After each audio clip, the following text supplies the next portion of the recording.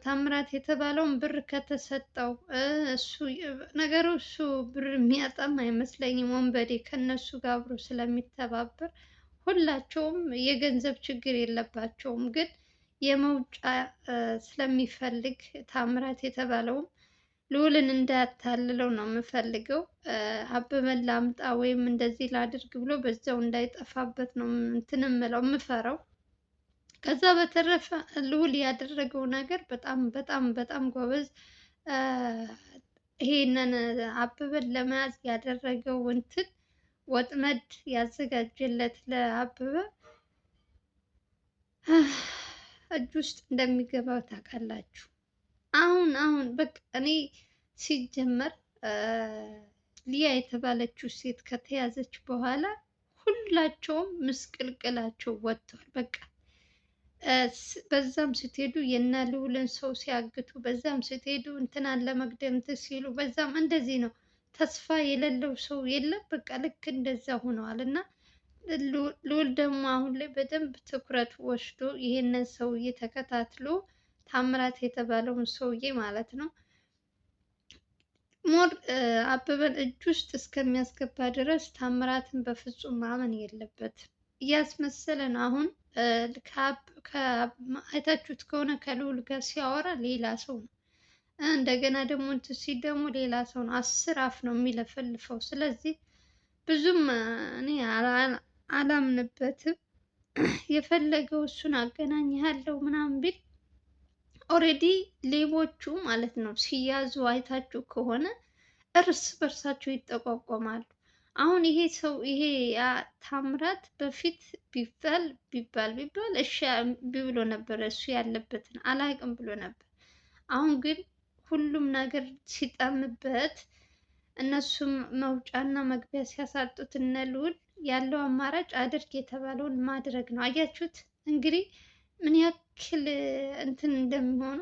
መጀመሪያ ሲሰሩ ተስማምተው ምናምን ነው። ከዛ ግን ከተያዘ በኋላ ከኔ ታስሬ እሱ አይቀርም በሚል ያስዘዋል ብዬ አበበን አልጠራጠርም።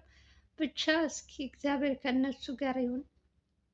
ልዑል አሁን ላይ በጣም ካያችሁት እጅግ በጣም ደስተኛ ሆኗል። በተለይ ይቺ ሴቷ ከተያዘች በኋላ ኦልሬዲ እኮ አሁን ላይ እነሱ ምንም ነገር ከማነው አቤል ንጹህ እንደሆነ ሁሉም ሰው አውቋል። ሁሉም አምኗል። ሴቷ ያቺ የቤት ሰራተኛዋ ሊያ ማለት ነው። ሊያ ከተያዘች በኋላ እሷም የተናዘዘችው ነገር ስላለ ካሁን በኋላ ምንም ይሄን ያክል አቤልን የሚያስጨንቀው ጉዳይ አለ ብዬ አላስብም። ያው ግን ደግሞ ለደህንነታቸው ሲባል ሁላቸውም ሰብሰብ ብለው መታሰር አለባቸው። አንዱ ተፈቶ አንዱ እንትን ካለ ነገ ጧትም ባልሆነ ነገር መጥተው ስራቸውን እንዳይሰሩ ነው የሚያደርጓቸው። ስለዚህ ሞት ደግሞ አበበ የተባለው ግዴታ መታሰር አለበት። አሁንም ሌላ ቤት ዘበኛ መስሎ እየገባ እንደዚህ አይነት ወንጀል የሚሰራ ከሆነ ከባድ ነው ለሱ።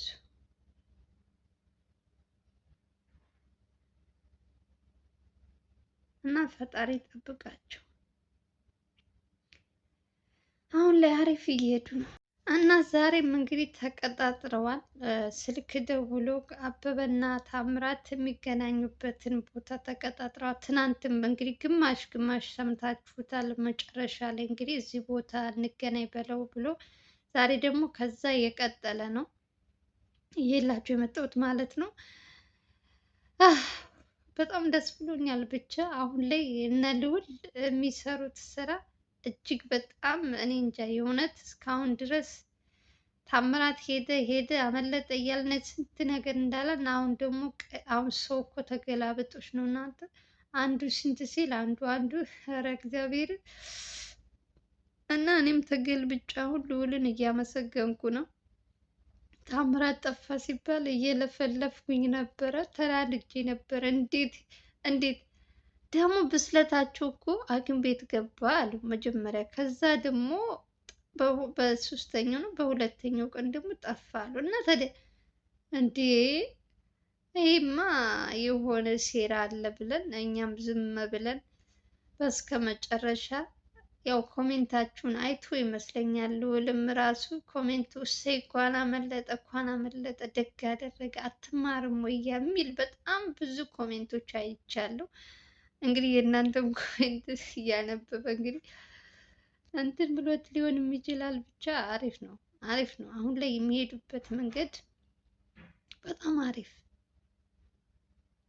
በቅርቡ እጃቸው ውስጥ ይገባል።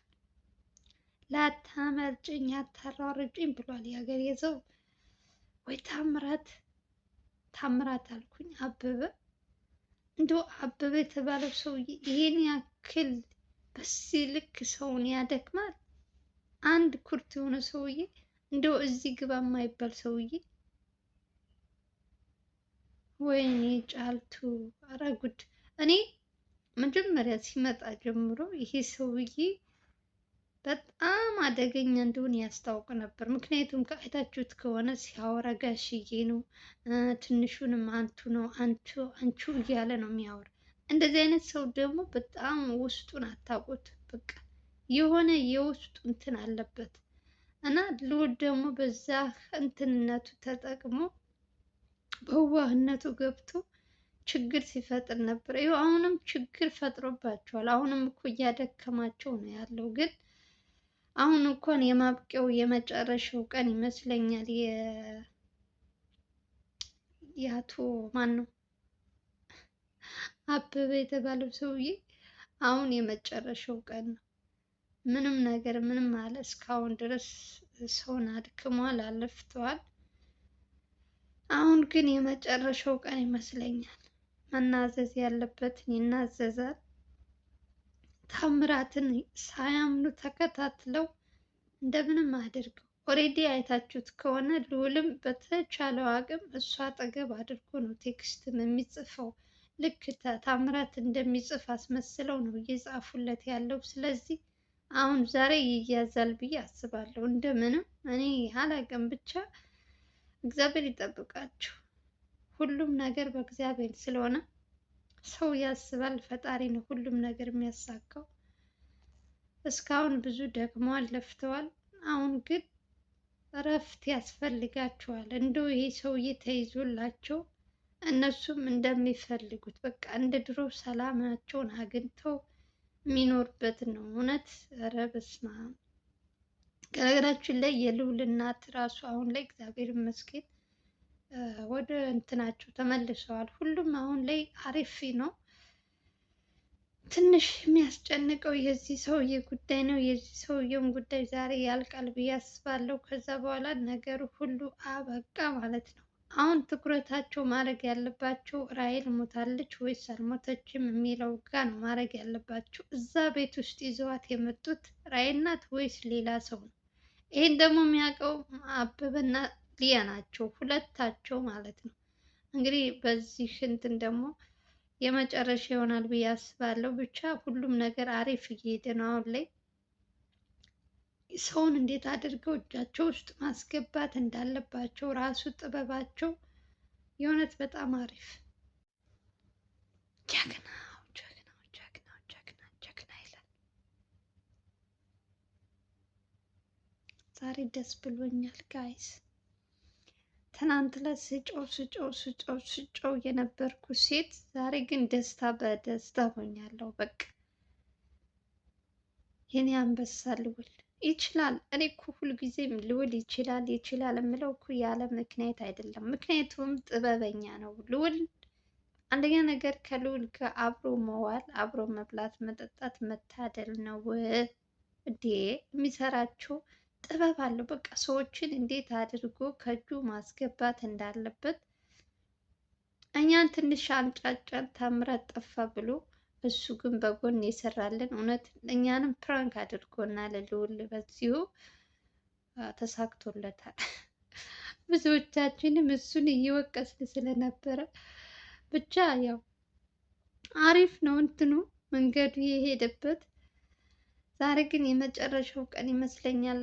አቶ አበበ የተባለው ሰውዬ እንግዲህ ሁሉም ነገር ፍቅረኛ የተባለችውስ ምን እንደምትሆን እንግዲህ የእሷም ነገር ትናንት ዕለትም እሷ ችግር ፈጥራባቸው ነበር፣ አይታችኋል። ሴት ሴት ልጅ ነገሩ ከባድ እኮ ነው። አንዳንዴ ሴቶች ግን ሳያስታውቁ በጣም አደገኛ አደገኛ የሆኑ ሴቶች አሉ። እውነት እናንተ ሴት ምን አላት? ሴት ምስኪን ናት፣ ሴት እንዲህ ምናምን እንላለን፣ ግን ከወንዶች በላይ እንደውም ሴቶች ናቸው።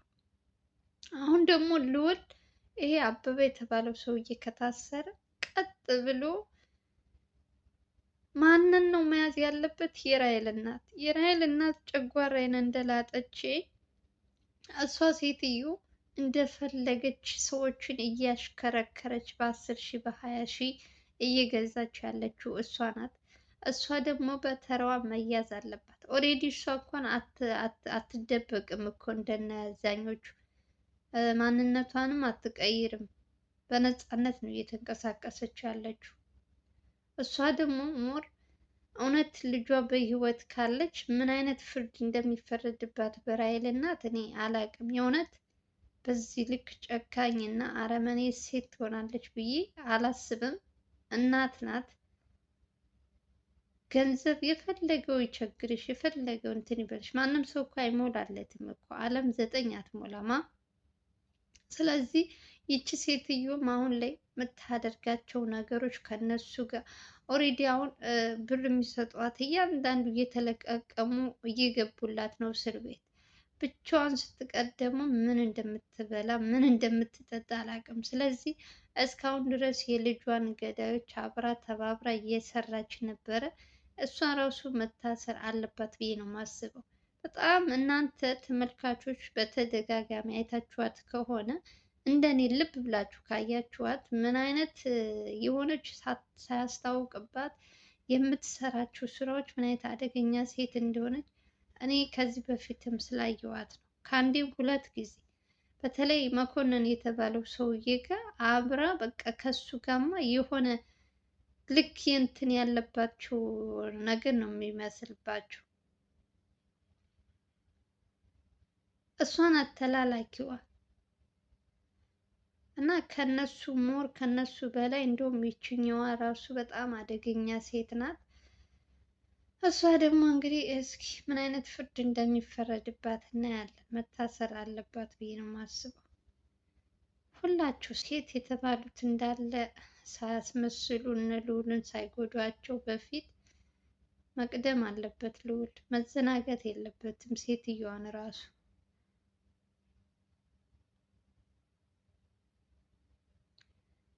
ሞት ታምራት ማነው ስሙ አበበ እና ታምራት እንኳን ቢገናኙ ዛሬ ቢይዟቸው፣ ቀጣይ ደግሞ ይቺ ሴትዮ መያዝ አለባት። ሁላቸውም አንድ ናቸው። የሚበሉት፣ የሚጠጡት፣ የሚሰሩት ሰው አንድ አይነት ነገር ይሆናል። ኧረ መድኃኒዓለም እኔ እስካሁን ድረስ ስንት ወንጀለኛ አይቻለሁ። በዚህ ልክ ወንጀለኛ ተባብሮ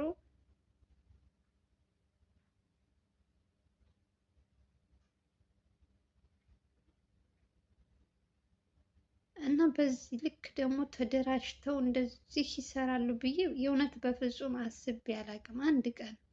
የእነዚህ ደግሞ ከፋ በጣም እና እግዚአብሔር ብቻ ልቦና ይስጠን ለሁላችንም። ልዑልንም እንግዲህ ሁላችሁም ይቅርታ ማለት አለባችሁ። የእውነት በኮሜንት ስር በጣም ብዙ ልጆች ልዑልን ስትወቅሱ ስትሳደቡ የነበራችሁ አላችሁ። በእንትና በመጥፋቱ ማለት ነው ታምራት ጠፋ በተባለበት ዘመን እና ሁላችሁም እንግዲህ እስኪ ሰላም ሰላም ሰላም ሰላም ያምጣልን።